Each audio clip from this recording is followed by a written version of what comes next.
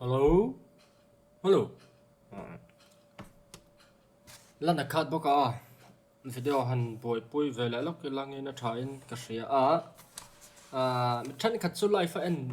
end đủ dọc tập còn ôm cái sỉa mà rồi chú bồi tháp ạc đang life ấy đùa thì rồi tại lâu ngay về đâu bốc à thì nè chú ngặt chuan bồi nó nào ôm thấy tên là man chuan kan tì bốc ngặt thiếu bồi thác chú có man lâu lai hi anh ấy tang val all thong tak cái này thì bản định mẹ cho nó bôi thấy em mà đi rồi có tới ngày tuổi thầy tuổi là vợ ai mẹ anh ấy một tỷ tuổi tay áo buổi buổi tuổi nó sáng chiết phê chuan là lâu ông về chung là vàng thì chuan con bôi em mà tia truyền truyền tay là cái riêng cả lúc khám em này nó gì ngã cho cái ấy ngã là chuan à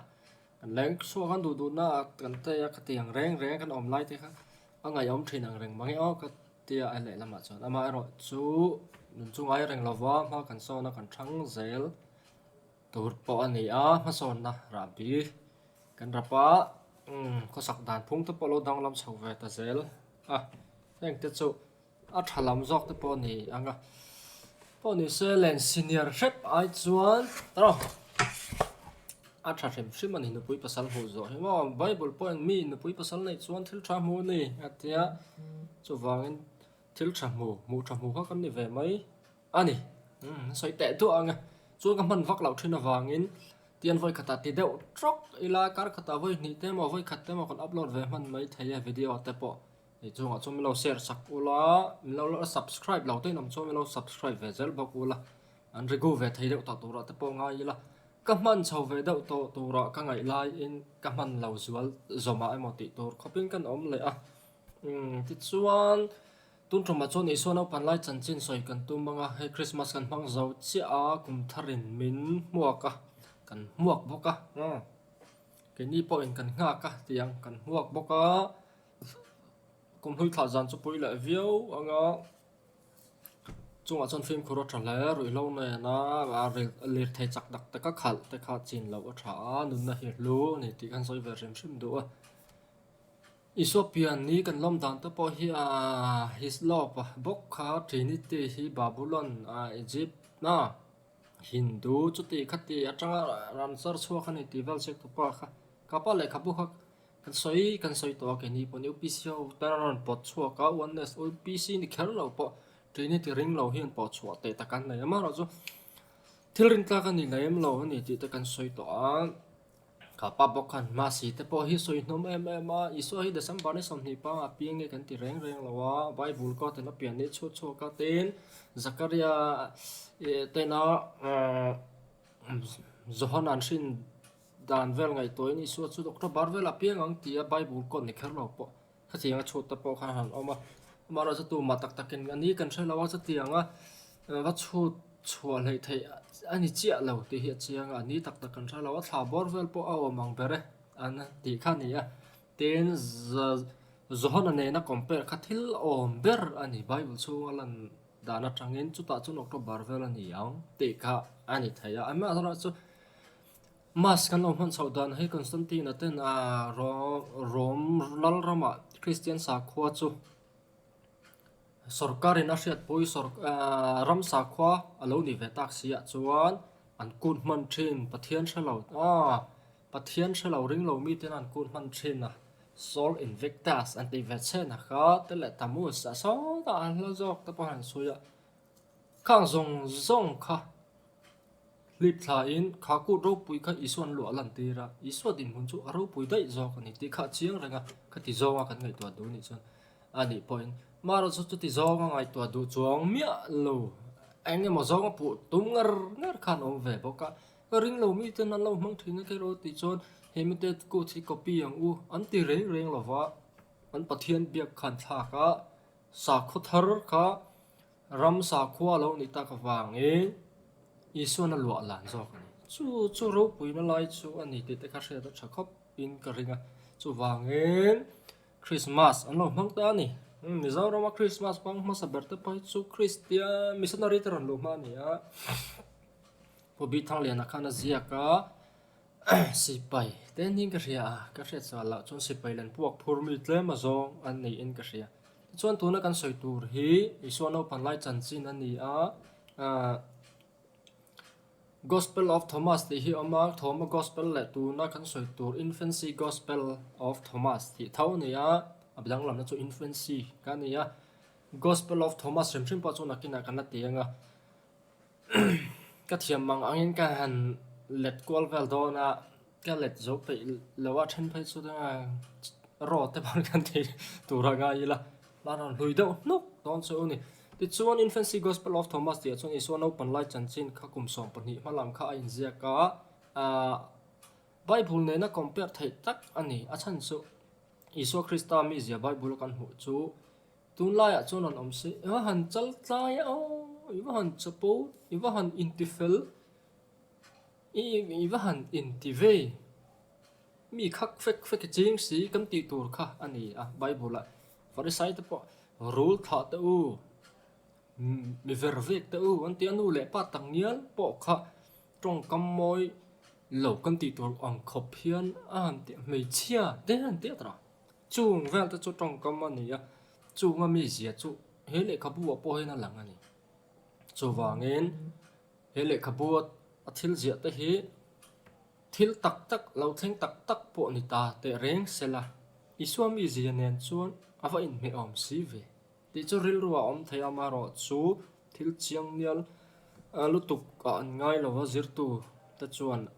bom tla ka pon ngai lo wa chung ta chu adin mun hi an ni a chu wangin keni po in oi tur ti in ka cha karon share cheu ni lo wa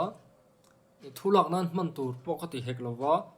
bank ti wara ni sela share ve mai ya tha a ngai to na ti tama te po a tha a pathian thu chuina tak te pai chon man lo a that arin oma ta hian in ziak rang lo India rama kala Tibeta te po kala khoi amo kala hin Buddhist sa kho le Hindu sa kho zirtina a chalu tan ni ti te po min an oi fiao si chon no pan lai chan chin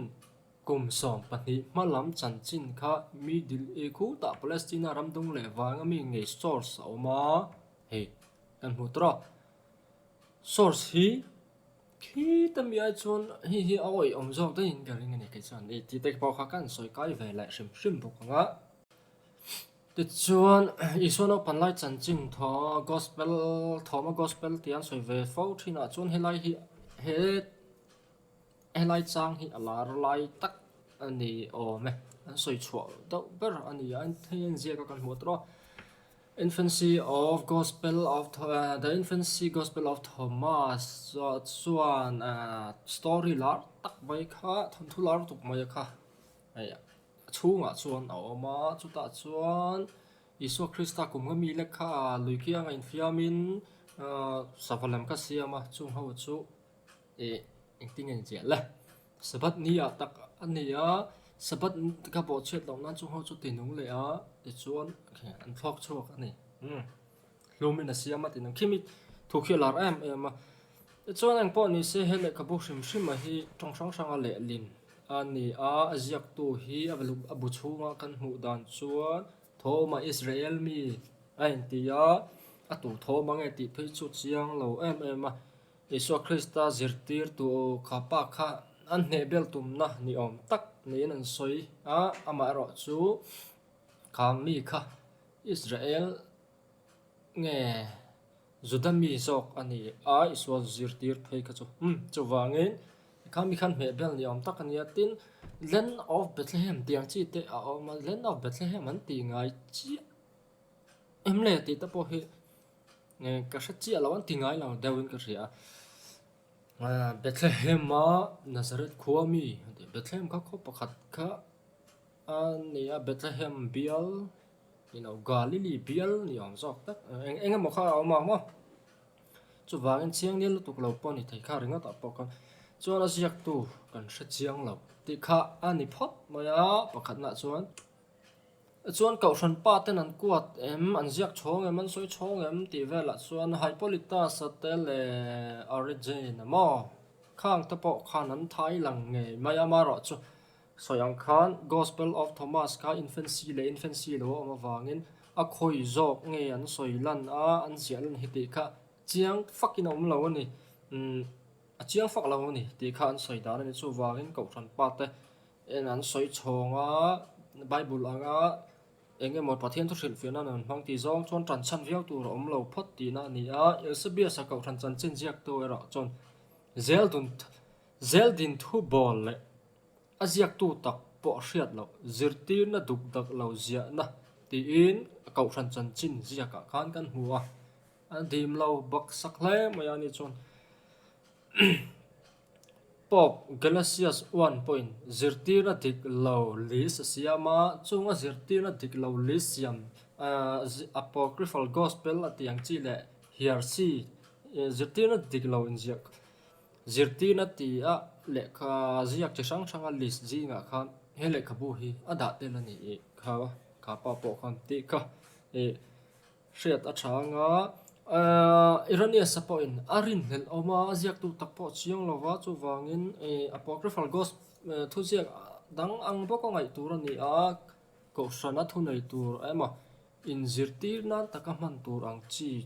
ni khana selova arin hel oma thu tapo tiang khatiang ti khana comment ve boka chung chu ko san pa te atanga kan mu ani a maro chu adar zau ve viawa azia hun hi an soidanin kum zabi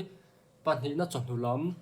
mi zau tong han chonhulam han te khan a moi riau mai ni kum zabi panhi na chonhulam ani ni chuan e di za somsari a somsari somriat bor ta pon ni ome ti chung chu zia hun ni an hriat ani a amaro chu tuna a kopian an mu chu upa ber hi chu kum zabi pali na mi ami vela ni thunga a an ain zia na original tong po greek tong ani an tia chu ta tang chona han let ling chong ta eng tong in ngen le lin an let ling ve nual ani an tir nam pakhana chuan greek tong a zia kan ni a latin tong in an let linga syriac tong in an let linga slavonic tong in an let linga arabic te Georgian te le Ethiopic tong te nan let linga chu wang chuan Ethiopia Bible te phei chuan ala chuang he ngi ni he infancy Gospel of Thomas te hi pathian thu te takan langai a ngai lo tur niam ti chei phei chu kan soi pha kan ni lawang mi nan ngai du myak chuan ma e chuan he chang lar tak he chang lar tak hi suan hlumin zong siama chu ati dunga tho tirani ti vel hi Quran na point ziak he nia Quran bung thum chang somli pa kwa bung zong soi sak pe bang sura anti thina bung nga chang za som ang chi te akina athu lai kan en phayanga chu wangina dar zau ma Muhammad te le Muhammad zui tu Quran bo sai tu te po kan ai thon thu hian sia a source nan hang ve ni nge yang ti kha chiang chu wangi authenticity hi chiang ne lo version pa ni ti hi chiang em ma ya chang angin om ve a cha som pasari lek ani a toy tak khop ma ya chu wangin thui tak om ani lem lawa ma ro chu ti tonga han record ta han soi chuan eng mo lo comment bel ve nen a thui du vio ma ro chu voi khata ka so yang kan man lu tu lo wang han in hlui deuh nok ilangen chon a thang tara chuan thuma shua ya hian kan huta ne bu chung thulu do na kei thoma Israel mi hian Bethlehem Nazareth kho apiang kan lalpa Krista thil ti chanchin kim chang taka zentel unau te hne na hril hi ka ti tura ka nga ya hei hi a bulin tran dan chu ni ti khan Isua Krista thil ti chanchin a kha kim chang takin zentel te khan lo sha ve sela lo ring ve se ti du wangin aziak tu hi tu po lo ni se hele khabu azia chan hi alo ni ta ti kha chiang takin kan ria a ti chuan Drum khat chu ro sur zo lim hian isu chu lui luang dai kai theina tur tok apan la ya chuan infiamin chan lai khan lui kia nga ti ten eng mo le lim dan a hian che man paraphrase teu hin nei lo chu wangin an zia dan ai nang 5 vek lo hei chu le khabu mi kalak chu ani a thì kan soi le lo khong ti chuan tui bol lo luang chu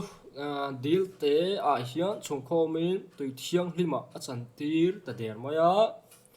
tui chu eng tin emo a ti a thok khumin emo tha hrui ne na thokin a khoi a ti thiang hlim mani lova trong kam ni khat mang chawin a khoi ani a ti thiang hlim zok ni an ti thu nei zia la thil ti thai zia ka ron lang siang ta tro chu mi nu chuan lei tui na chia nem chu la in chong zong ruang am tur ang sawa mo khita kan muang khian som pahnih siama ti chuan henga thil ti te hi sabat ni ati ani hlom boka no pang enge mozat heng thil ati lai hian akianga anom bok ani ti khanan ziak kal maya ti chuan chung thil no pang dang ta bula ati lai chu zutami pakhat chuan alo huin isua chu apa josepha bula hruaya ifapa hi luya in fiamin lumtela in chong zong te siama chong zong lam te siama henga thil ti te hi sabata ti thiang lo ani a isua chu wangin ifapa isua hian he sabat dan hi abo chi ani enga tinge hetiang thil hi sabata te ati mai ati a joseph chuan isua chu wa nai chilin nasatakin hawa engwanga sabat ni ya heng thil hi ti nge ini tia zo chuan isua chuan akuta benga hluma siam chongzong te hna chuan aldo that hian thlok ro le tia sabat tak ngin thlok ro tia ti chuan thok le khata an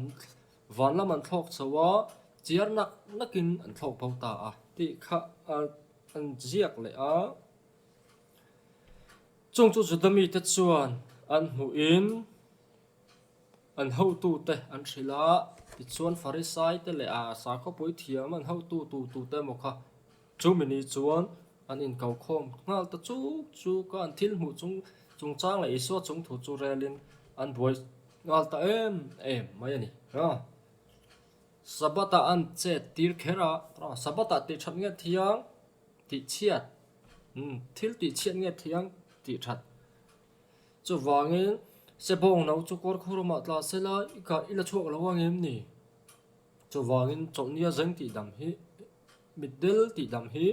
mithi kai tho hi enge solna ain la lon hle mani bible thu ne an ngai tu chuan mo chu wang chong lo compare ve zel ulangin a that ka ringa do to ni lawa tak ani po ti se awoi lu tu ti kha ka soi fa sim chum do chuan isuan pui thiam lal fa pa han chialo pui thiam lal fa pa anas chuan isu chu engwanga sapota chu tiang thil ti nge ani azota tui pui su thla zarin hi rai ruang chi deuh khan nakida kana en don tui pui su thla zarin zar chu thiakin isu tui da kha chu ti ruakin tui tlin na borvel po chu ati ro taweka te chuan chu ta isu chuan anas chu thing angin ni rawanga na reng inai lawanga zung kaya ra chwa tu reng i om lawang ti in an chia lo zuita a chu thua soi zo rual chuan pui thiam lal fa pa anas chu a zeng chom nga lani a rau pui hle mai an kha eng wangin nge khatia sabata chu tiang thiliti ti mai kha an chian lowa an zeng ngal pok mai iswami zia kha lo ngai to zel ta wen a che du da na te sabat an lak bur sun zia le sabati bo chia tian pu dan zong ronga bol tu po khang te ngai to chuan nano pan lai atanga chin dan ve reng ani nga ti po khang ngai to thei view maya eng po ni selangin chia zo mong ong isuan mi panau pang a hau hlum pui le mai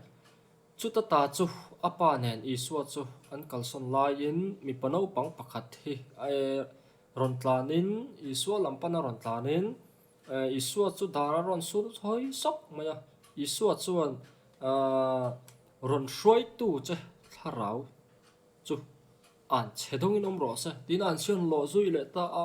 chu thu soi zo rual chu mi pano pang po chu ka chon lo na le to pa a thi zui le ta nga la a kyang vela mi pui te chuan mi pano pang thi chu an hu in ring taka awin he nau te sap hi tu nge mo ni a kam chuakin thil mak a thlen tir fo a tu nge mo ni chu ne ti in mak ti takin anin zot ang he ho a an hanin en na an phok hre so hloma mi pano pang thi ta nu le pa te chuan i so chu apa joseph ne na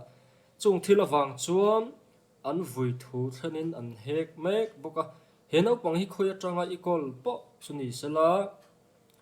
in he na hian om tir zel tura i du ani chuan e ke ni chu bula khosa thei chi jang kam ni lo chu wangin tamzo kan nei a no i bula om tir du ni chuan i fa pa nen hian min chua sa na ngai kan jingan khosa thei to lawang an tia ani lo po in kan jinga la khosak ve in du ani chuan an chelo ni lovin mi mal son zirtir zok la chu ti chuan kan cheng ho thei ma na ani lo chuan ei ente tu na po kan fa pa kan chan tak hi an ti an vui hle maya an jing on tu po kan an du lek lo mai ni khang thil awang kan chung vel chu isu chet dan kha an ni a isu le finna dik tak tin om le a joseph chuan isu hne na engwanga heng thil rap thak pui hi ka tanga chak chok fo nge mo ini heng mi te hian an tuar pha a min huat pha tak hi ti in engwaga ti fo nge ni ti kha achan soi fia turin isu chu han zota isu chu azia kharon lang le ta a ingtin nge la fin na thu lo chho na chu hria ni la i thil soi lai hi engi ani shilowin i om top lawang chu wangin an ni thu le la hian eng atok poi phalo an phu tok ang nge yin an chunga thleng ani zo khi tina pa chu chang ta ze zok maya joseph chuan isu chu abenga potina sampot potel thak thot pa hian began hera an pot a an kai dor dora an nu dor dora ti chuan isu chu na pa chu enge mo a thiam zo zia hriat tir tur ta po khana niang tianga miron zong hu a ina mi soi ho tur hi ilung ni to em ilung oi to kem mitina in mi pot dor dora i hriat lo na wang hian ikal thui ma lu tuk da ange i fa pa ka ni dan te hi i sha fia tok lo em ni mitina turin ni lo ti po hi in ria a o chan chu ita ka ni rual hian nang ma ta ni tur hian kol tir ke hi min kol tir chau che ka ni sin an ti a chal riep zel maya zia kha apui thai viau mai ni ha kha renga ta po khan chung chu i suat tong du dan kha ni a a cha to per phei hi chu kan soi lo ka nga Bible luka bung ni thua kan hu kha ani nge ni Isu Krista chu tempulan suaya ti vel abo thu kha ani abo ti la anu le paten bo mo tian zo abo un chu ning chu kha mi thu kha la ni le ta nga la e khai mak ve deuh ani alai ta po kha ni kan soi lok shim nga te chuan chung thil thleng chu apa chan dan te mi ati lum an sia lo dan te an thin lung ho chmu tlang wang ta po ani anga atak lo ni ta sema chung zong chu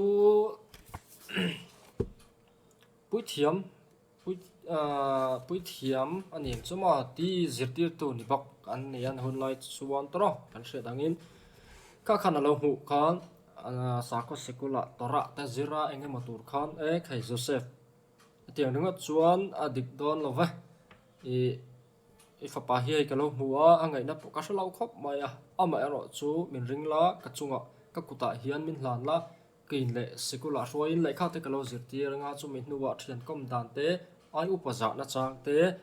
nun dan moi te po alo hriat pha anga min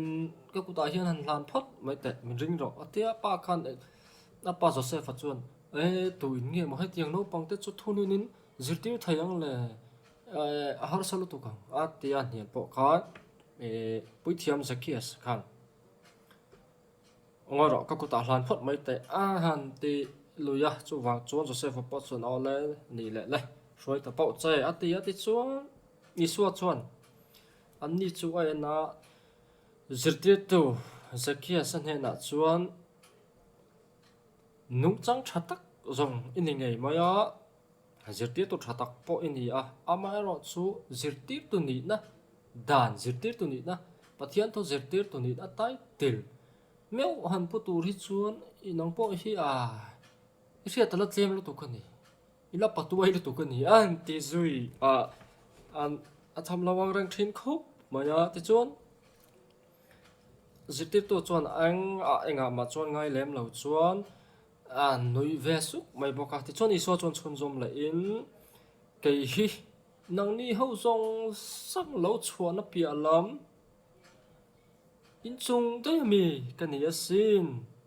amaro chu he khovela ti sapua ko ma wang hian nang ni hian min se fu lo mai mai lo chu wangin dan zirtir tu chu ini ani ma na amaro chu dan chu engi ni se chu bok si lo ti chuan Joseph an hena po chuan iso vek chuan ipian lai khan ki chu ko om dei to sin ikia nga dingin ki chu ipian lai khan ko om dei to ni han ti maro chu chung thu soi chu a bul ve la mi te chuan oi ta nge ti ta chuang lo chuan oi van ro pui tak em ka tiang taka la cham chuak thiam poetry nal kha dan zirtir tu te zinga po hian an om ngai thei ne i poetry cham chu chu avamo em ve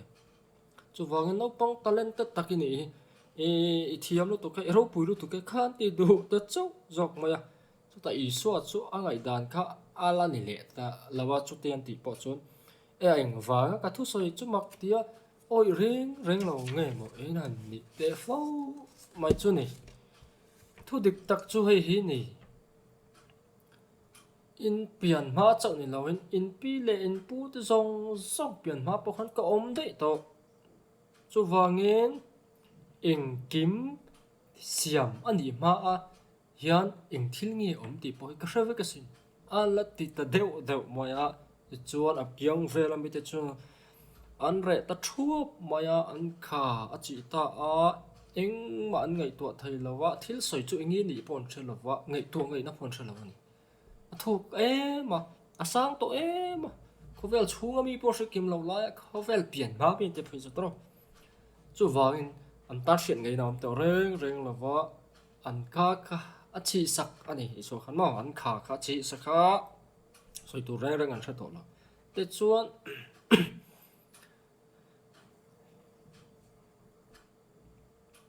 Isua Krista chu ngoi tu in ngai tu na zim knowledge nei lo lu tu le thil ngai tu po a thil sa tam lo ni wangin ka fiam chu ni kha te khan lati le ta po ka amai ro su chu chuan an han te deuh nak na ka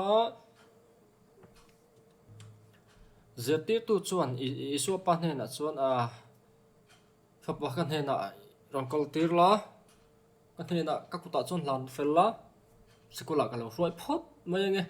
te tingai na hriat lo hmel hle ani thil soi dan reng ka thu nei mel lu tuk mai khan soi ta thin box si ati ngai na kha an shalo ema amaro chu sikula ka lo roi phot mai te ang an te chuan an in zui chuak ta sikula kala in zirtir tur chuan an in zui chuak fe ta nak maya te chuan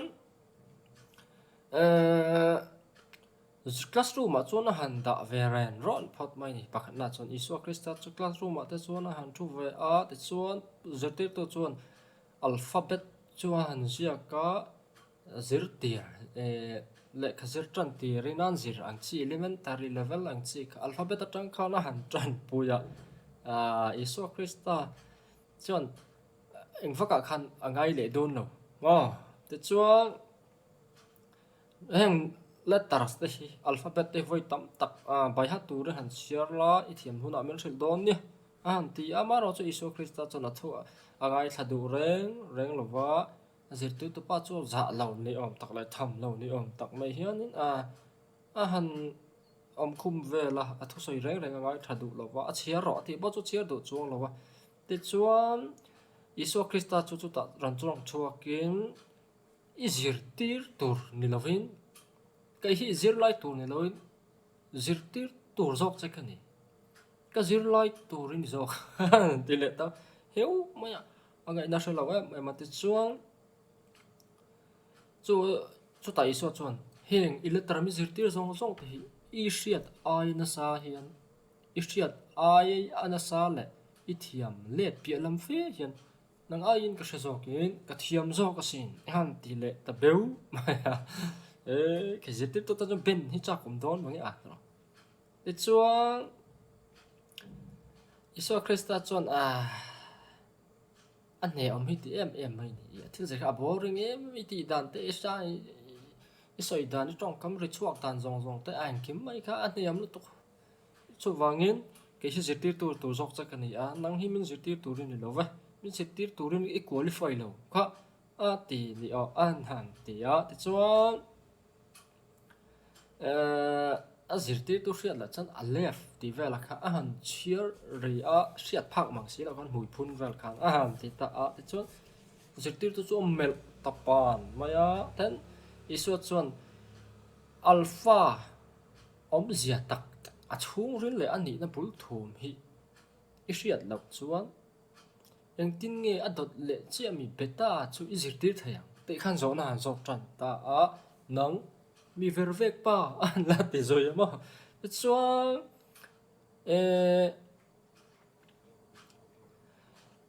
i phing viau wa i thiam viau ani chuan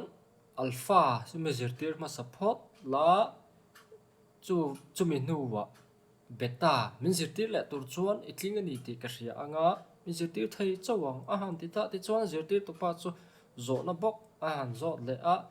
chu ti zonga han ti le po chuan zirtir tu pa chuan ti ngai na sha chuang reng lawa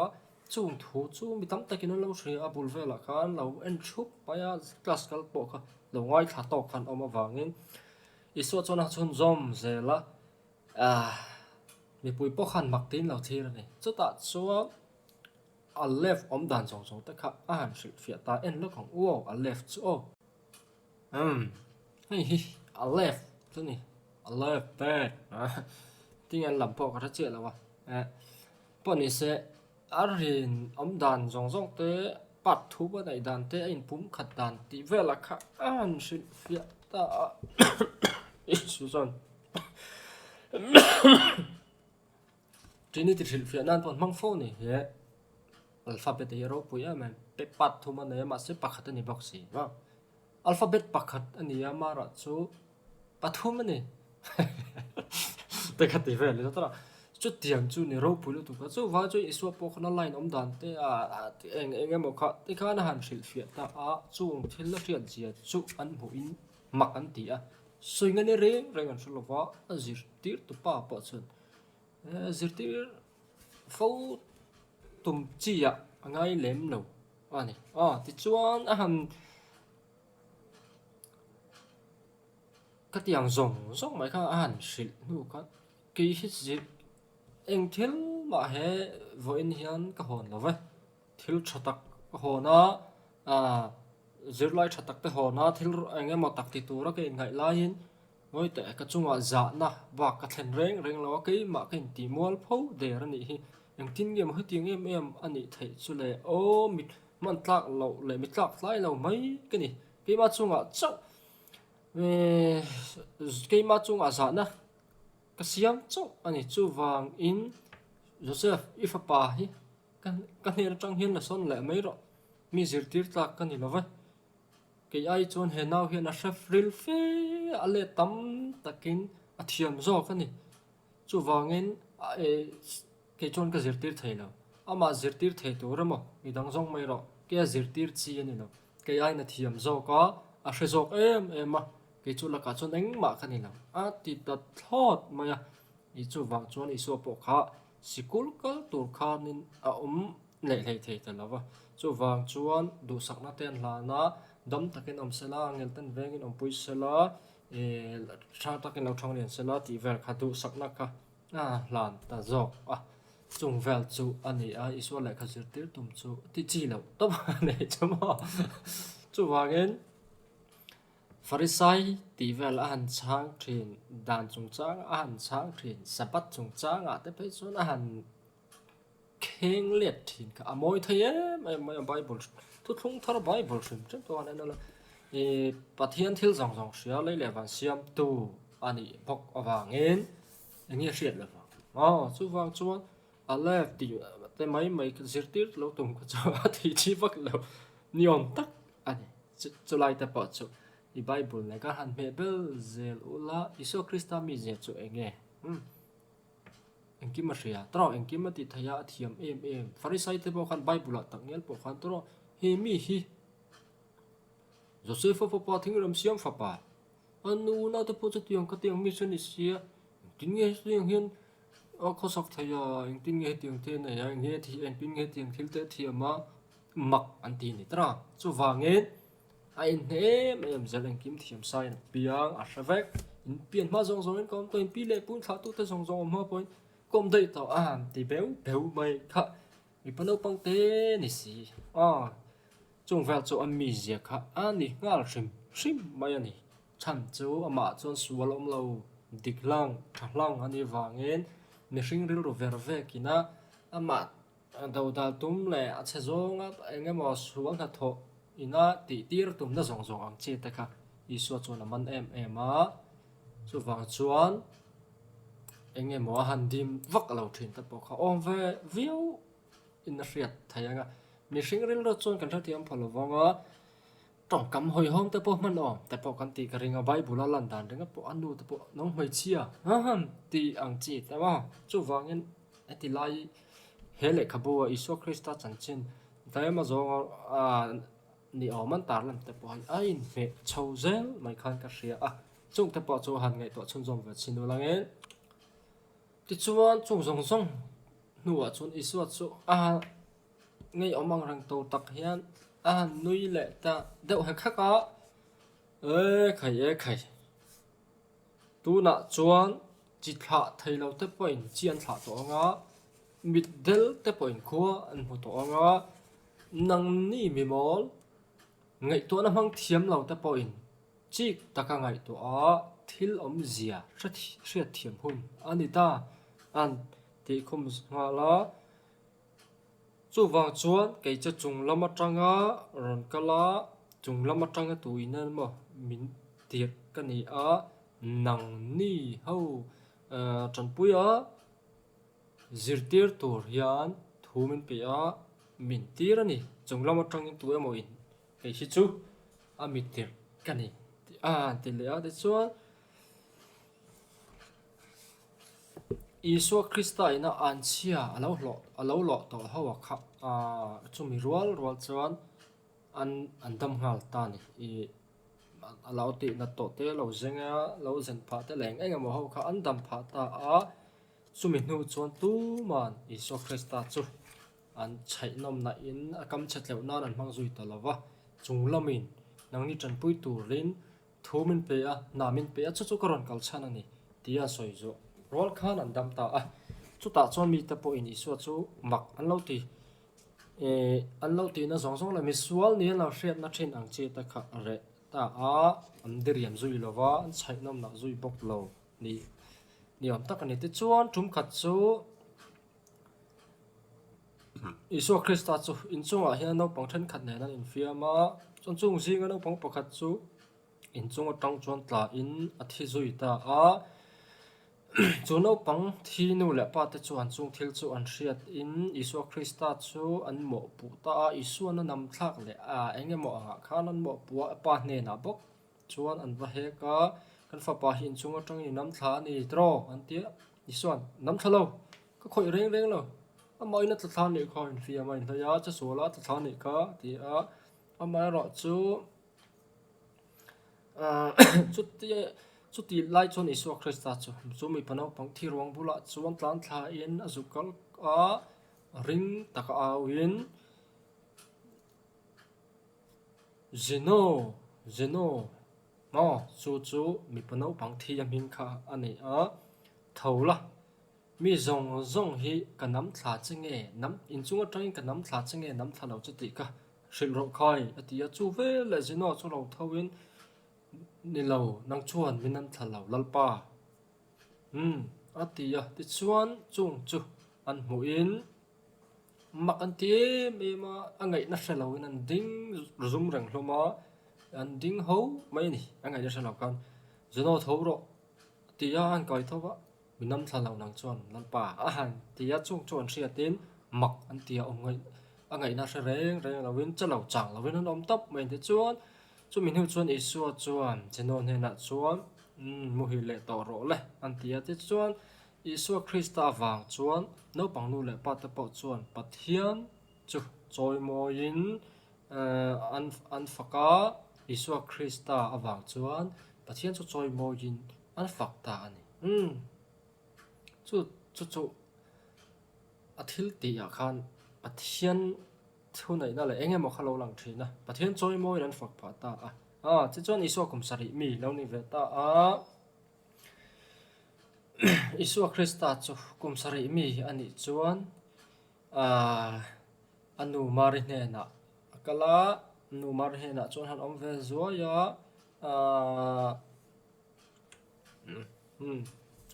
anu mari zui in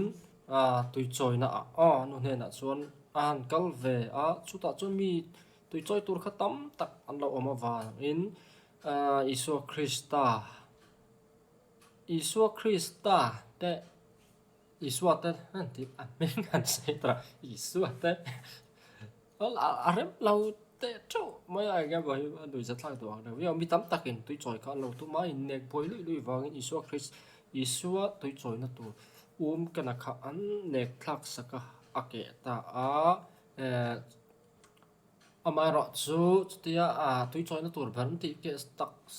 sak tak sia chuan akor hak lai chu phel molin akor hak lai chun tui fu na in lama ho pui ta eng tin nge ne abok zo vek lo bo zo lo isu ne ta tra akor hak lai tui choi ho ta der mai ni thil ma ka ti an ti na sa hle ma chu wang chuan anu mari na lo mu chuan chung thil zong lo mu chuan pathian chu choi mo in afaka lalpa he nau pang hi khongai takin veng la ani turang ni ti rang che thatakin om pui la veng ze lang che ani lo chuan mi tu te na mo chunga hian zedeka se ta tongkam takin spell and cast palanga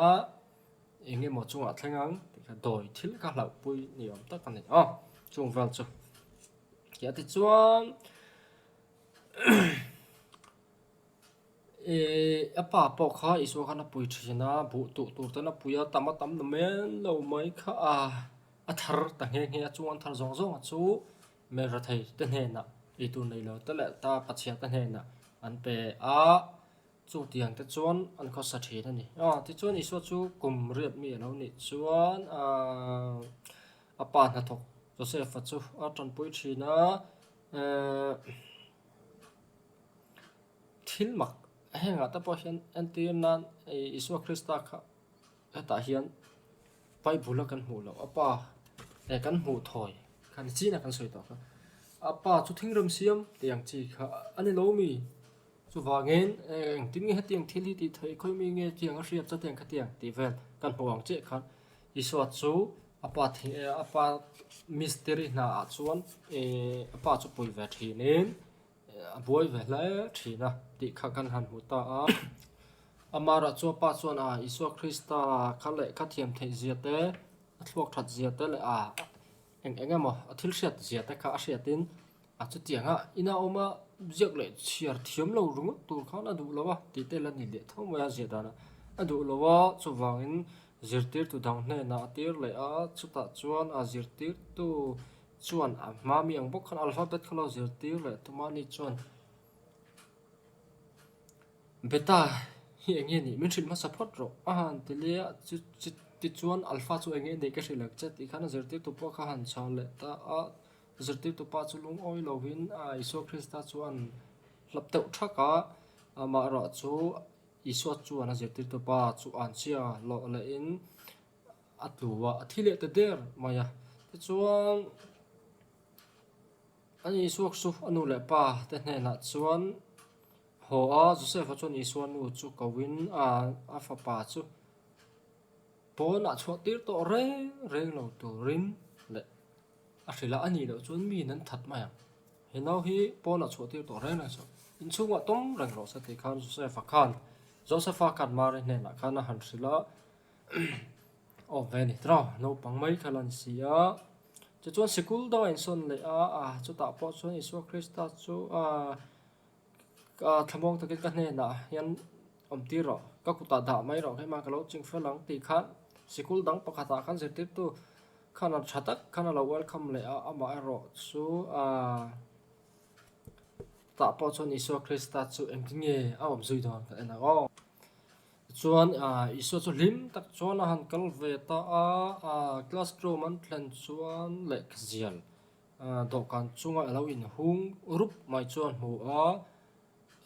han la ama han chiara ama ro chu ari in a chiar du lova a chan chu a chunga thuin ziak ta chu pathian dan anga reng alo ni lo wangin ama hriat lekin ril ru in han chiar ta ara ka ang du lova ti chuan ama hriat khan han chiar ta ma ro chu ria ang po khan awam du lova ni ti chuan a thil chiar ta hra du lo om ta ka om lai chuan engem một soi tur le poi mo do ril ru la peng thei ngai po lo thei lo tur ang chi thu dang kharan soi chuak ta thunga chu ta chuan a zirtir to pa chu Isu ma chhon zom na thuwa soi zel ro ti khan Isu Krista kha soi zel tur khan alo fui eng a soi ta zel ama ro chu Isu Krista chu tia tong lai chuan pa chu rang lu tu kana ron classroom ma chuan ron tlang na an zirtir to pa chuan Isu Krista nong chang lai thil ti thin dan zong te chu she to lo phui le noi tu ra ngai khan man mo lu tuk mai khanin atang lu ta ama ro chu zirtir to pa chuan khai ngoi te film khur te ifa pa hi ka zir lai ni tu rain ka hruai tak na ama hian fin na le du om na le ngai na om na ang chi te hi akhat tlat ani chu wangin thamuang takin ifa pa hi na hruai kal ula ifa pa hi na hruai ho ro ti le ta zirti tu na zirti tu pa kha chuan Isu Krista kha chezong le engemaw zong khan lo mu ve lova an le kha zial khan ni lovin thil dang thuk lu tuk mai kha a hrila enge hri chu kan hre lova an je bok lova ti chuan Isu chuan kapa hne na dik tak le that tak thil om zia isoi awang hian kalome chu wang chuan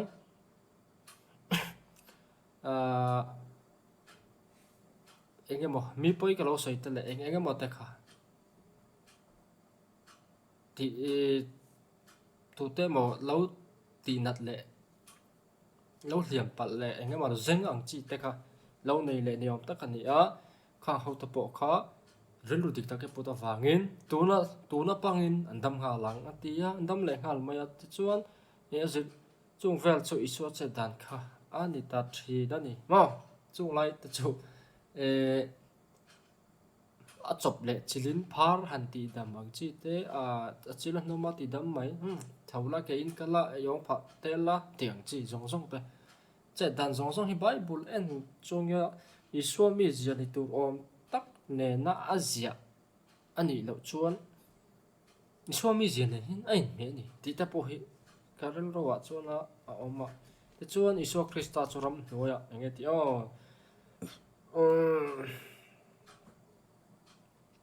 Isu Krista le Joseph chu ram hnuaya thing hmuna hian an kalan ho an kala chu ta chuan Joseph chu rule hian kuta lo se hlo maya leya chuan tu in khai ka thi don ati in au roi maya rule in mi chu ka nei chu wang chuan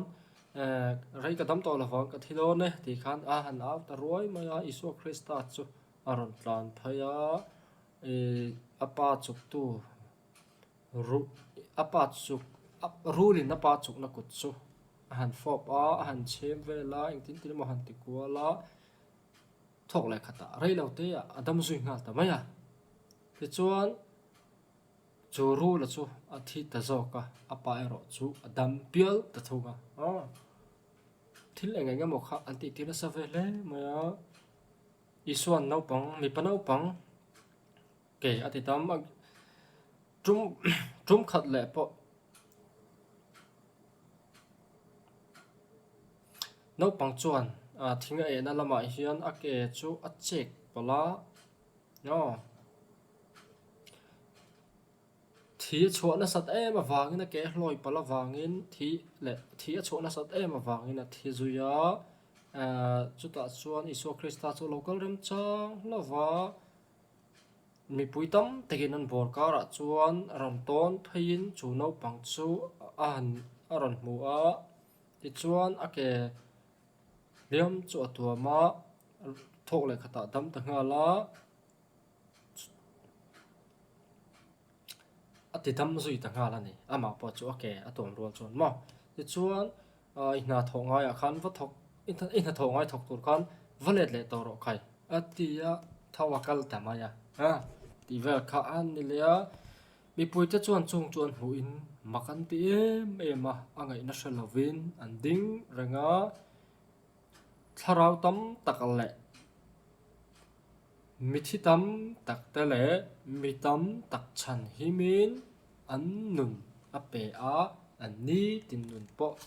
an nuam sazok turin siamani ti kha ain le achu tiang choni so khana tran pui thina te chuan ato perami hi poimo chuni ta ni. When Jesus was 12 years old, his parents traveled to Jerusalem for the Passover. Kalhan kut festival. Vang kan hi kan hu chu Bible kan em kang. Nah. Tin kum tinin kalhan kut hunin anu le pa chu Jerusalem ko a chuan kal thina tin ani chu kum som le kum ni in kut dan pa ngai ku dan pa ngain an han kala tin at tia ka an holai no pang iso chon Jerusalem ko a om sana anu le pa chon an thasi lova chu te chon an pol zinga an pol zinga a om ema han ti a ni khat an kal mana an lei chin ten le an mel theta zinga an zonga tin an hu lo wang in zong chung zelin Jerusalem ko a an ki le ta a tin heti hi ni a ni thum china chuan pathian bek ina zirtir tu te zinga thu a an thu lo ngai thla a lo zo tin an huwa tin a thu hria piang chuan a hriat zia le a chan zia chumak an ti hle a tin anu le pa chuan ama chu an huin ma kan ti hle a ti chuan anu na hena ka fa pa enga tinga hetia miti ngai ta ipa le ke in thlapang takin kan zong che ani ati a tin ani chuan an hena enga nge mi zon ni kapa ina ko om tu in thlovem ni atia tin am hne na thu soi chu tin an hne na thu soi chu angai na an thlova tin an hne na akal tha nazaret khwa chu azu thlenga an thu zomin awma tin anu chuan chung thil zong zong chu aril ruwa vong renga kha anh dạy cái này infancy of Gospel of Thomas thì po chang to pera khan anh sia ta hian people listening to him were astonished at the way he was questioning the elders and explaining the main points of the law and the difficult passages and parables in the prophets. Dan shilfia dan tele zona zovel dan tele chung dan le zol nei le khapua thu har tiang chi zong zong mai azo ta shilfia dan te an she chun makam te ma ti kha and when his mother thought said to him, boy, how can you treat us this way? Ai na chi ni chu Bible mi na kama. Why have you been looking for me? Jesus asked. Don't you realize that I had to be about my father's business? The scribes and Pharisees asked Mary, are you the mother of this boy? Yes, blessed are you. They said to her, for the Lord God has blessed the fruit of your womb. Is whole chuak pathian in malasoma du sa awangin po malsom na changang che malsom in omang che han ta fapaka intelligent em ma atru em ma dan le mo zong le thuziak tiang chi le khabu mi te kha silfia in zong har pui pui zamata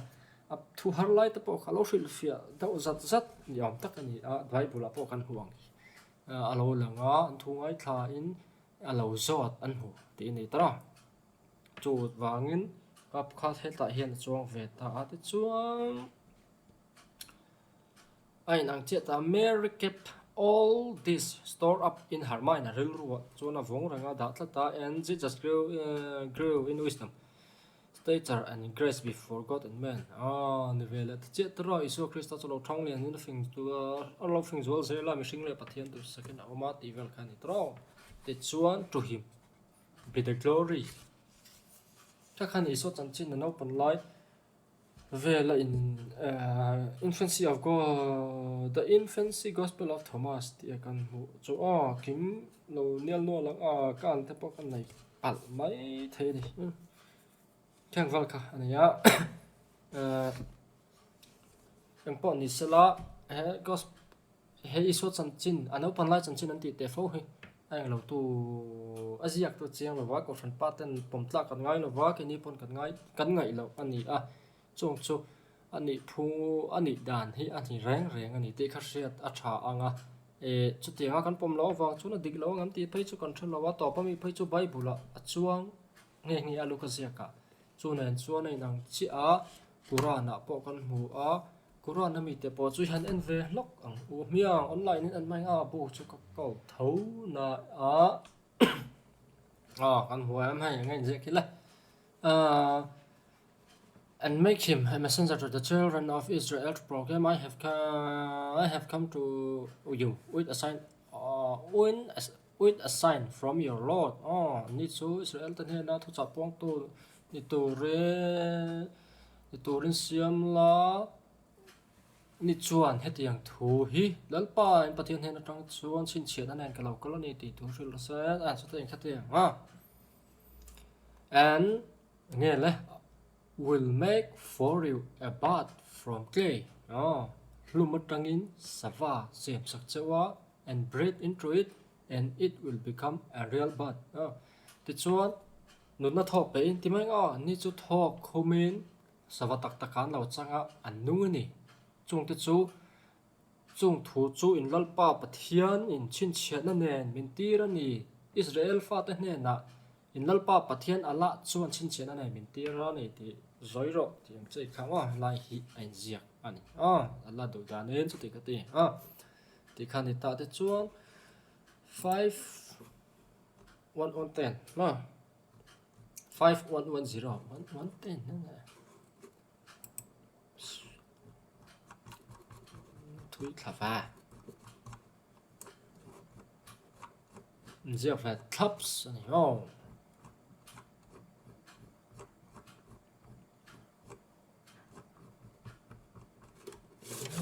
ta tang kal mai to ri ni re lam a chur the ba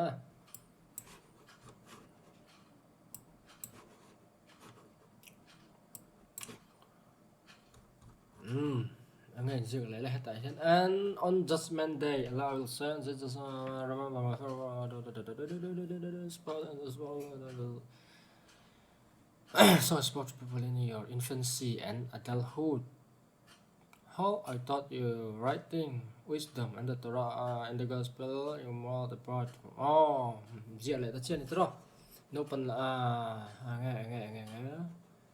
you spoke to people in your infancy no pan lai chum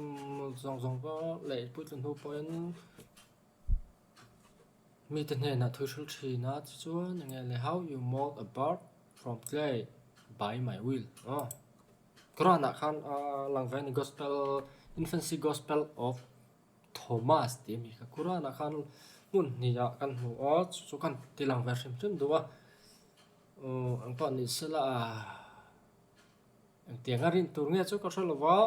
na kan ren du le chu kan thu ni se ke chuan ren chi a ka ngai lo wa irania sate origin ate eusebia sate choi kha arin tlak ka ringa thulak tlak ka ngai lem lo wa ma ro chu bible is so mi je ne na han compare chu ni du mel mange isot thil tak tak po chu lo ni sila om lo isu mi zin ne me ni ti te khak ka soi ve mai me ani em ni ka shelo wa i shelo mai la ko oi lo a chiang kuang lo a ko san ni kan pom bok hek lo bible po tel lo wa ni chu wangen khang lai ta kha kan soi nga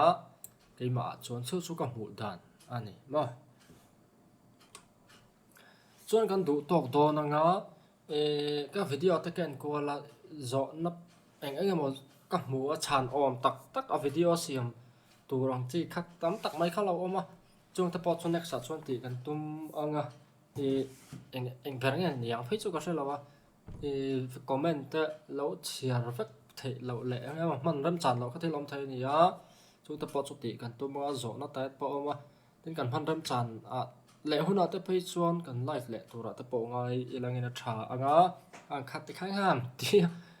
phơi lùi phiếu mấy thầy nào mà rồi chú về siết về xem chứ mà trả cái thì phụ tộc lâu tôi bỏ in cái gì nên lâu thì mấy lệ lâu thì cần tôi bỏ cái này in cái gì tối tên này PDF bắt download tôi rồi mà lệ các bộ khăn bỏ ngay lâu tấm tắc một tôi rồi chung cho lâu giống về trên là thì khan cái rắn soi hông in cái rắn trẻ hông thì mấy ta sẽ là kim chẳng do cái đồ là cái na full anh version năng tập on thì ta sẽ trò ba ngày do tập on là đã chuộc ila apoi lâu in cái ring mà chúc tập chút thì lệ cần tung anh pon sẽ cái video te mình lâu share sắc lại ula mình lâu en sắc thì na lòng thú cái soi á mình lâu share sắc ula subscriber lắm bằng tập trần lại langin mình lâu subscribe về zel ula thil đăng tập đừng vặt thằng tấm tắc là zel tu ra ngay ila apocryphal gospel an ti ringal poi tam tak oma chung te po chu kan thei hong chho zel tu ra ngay ila cái chu hetia handa video han siam han edit le thi ka thiam lo ba ka pe lo wa ka man lo tu bok lo nen chu wagen vai ka ta ti hian all sam takin ti la ka ti wagen like ti hi an onuam ang rang zo ka ti all sam zo ka ti chu wanga chu ti thin po chu ko ni an soi du te khang an soya edit le po ngai lo ti khan upload ngal mai chu wang chuan ania tuna po ti hian ran ni le tol top mai do na ti khan ni le mai zo ni le te mai do na chu wang ka thiam lo le ka pe lo thil te lo ni ve video han edit le te pe sei pui phai chu a boi thak tham chu nga wa chuan ti hian an drop ve le hlui mai do na ni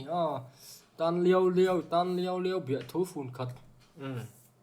karon lana bia thu phun khat to mi el pa chaw in ti ang khan